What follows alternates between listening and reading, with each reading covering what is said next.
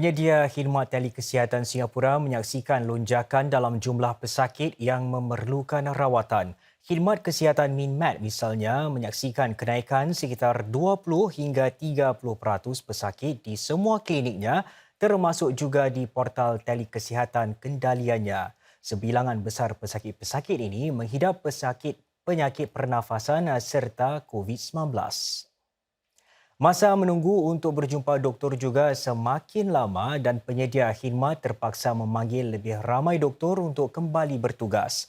Oleh itu, klinik-klinik tempatan sedang berusaha untuk mengatasinya dengan mempermudahkan lagi proses serta meningkatkan jumlah doktor semasa waktu sibuk.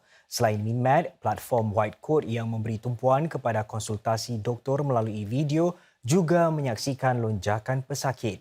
Para penyedia khidmat kesihatan ini memberi amaran bahawa COVID-19 mungkin bakal terus meningkat.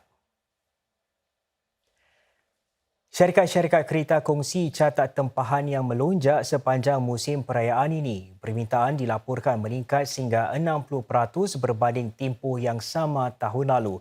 Seiring bertambahnya jumlah pemandu di jalan-jalan raya, syarikat sedemikian juga bantu tingkatkan kesedaran mengenai bahaya memandu ketika mabuk. Lebih 3,000 kereta yang disediakan syarikat GetGo hampir ditempah sepenuhnya. Jumlah ini naik hampir lebih seganda berbanding tahun lalu. Sempena musim perayaan, GetGo menambah kaki tangan khidmat pelanggannya serta melakukan kerja-kerja penyelenggaraan. Ia turut menghantar pesanan menerusi telefon bimbit untuk mengingatkan para pemandu agar mematuhi keselamatan jalan raya, terutama kesalahan memandu semasa mabuk. Hal serupa turut dilakukan syarikat kereta kongsi Shariat yang menyaksikan permintaan meningkat sebanyak 20%.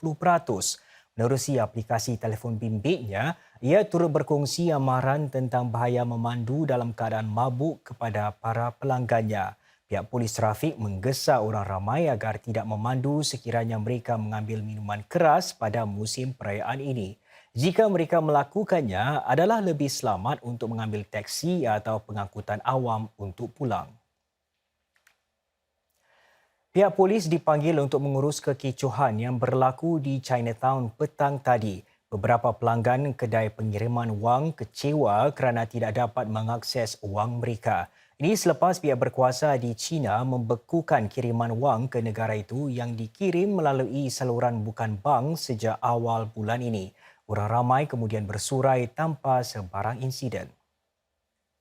Ramai yang berkumpul di luar bangunan People's Park Complex mencetuskan kekecohan. Para pegawai polis dilihat berusaha mengawal kumpulan sekitar 20 orang. Mereka adalah pelanggan Sam Lead Money Changer yang ingin tahu cara mengakses wang mereka. Satu surat berkeliling menjelaskan bahawa mereka perlu menghubungi bank mereka di China untuk mendapatkan bantuan, namun ia dijangka mengambil masa sehingga beberapa bulan untuk diselesaikan. Penguasa Kewangan Singapura MAS berancang untuk menggantung kiriman bukan bank dan bukan kad bagi pemindahan wang ke China demi melindungi pengguna. Penggantungan ini mula berkuat kuasa pada 1 Januari depan untuk selama 3 bulan. Saudara, dari radio, rancangan Ria 897 Singa Maksima dibawa ke pentas di Esplanade mendekatkan lagi para pendengar dengan DJ dan bakat-bakat tempatan. Bagi artis seperti Alif dan Liwani Izzati, ia juga satu peluang yang cukup dihargai mereka untuk bersama para peminat.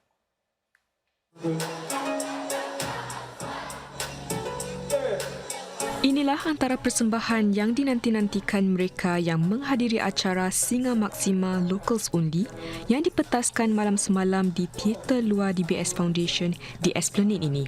Penyanyi rap Alif antara 5 bakat tempatan yang ditampilkan dalam persembahan lebih 2 jam ini. Baginya, ini satu peluang berharga untuk mendekati para peminat dan raikan bakat Singapura. Wadah ini memang sangat penting. Saya harap ia akan diteruskan dan saya harap lebih banyak orang akan stand up untuk mengikut langkah and organize show-show mereka sendiri sebab kita ada ramai local talent yang perlukan perhatian, yang deserve, yang layak mendapat perhatian kita semua. Jika selalunya, para peminat hanya mendengar rancangan Singa Maksima di gelombang radio, kali ini mereka dapat menyaksikan gelagat para DJ dan artis-artis depan mata. Tahun ini genap 10 tahun Singa Maksima ke udara Ria 897. Tujuan utama kami untuk menggabungkan Singa Maksima dan Locals Only semestinya untuk sokong artis-artis Singapura kami dan sekaligus agar ia menjadi satu wadah untuk para pendengar Ria 897 senantiasa dekat dengan artis-artis Singapura kami dan juga semestinya Mediacorp Ria 897. Lagi seorang artis tempatan yang ditampilkan ialah Liwani Izzati. Menerusi 3 lagu yang disampaikannya, Liwani amat menghargai peluang untuk beramah mesra dengan para peminatnya secara dekat. Kita sebenarnya di sini tak dapat sangat this kind of opportunity all the time, and especially kerana as an artist we like to show our own individual side. So kalau kita dapat peluang untuk nyanyi live secara langsung dan dapat communicate with our listeners face to face, that's definitely something that we cherish all the time.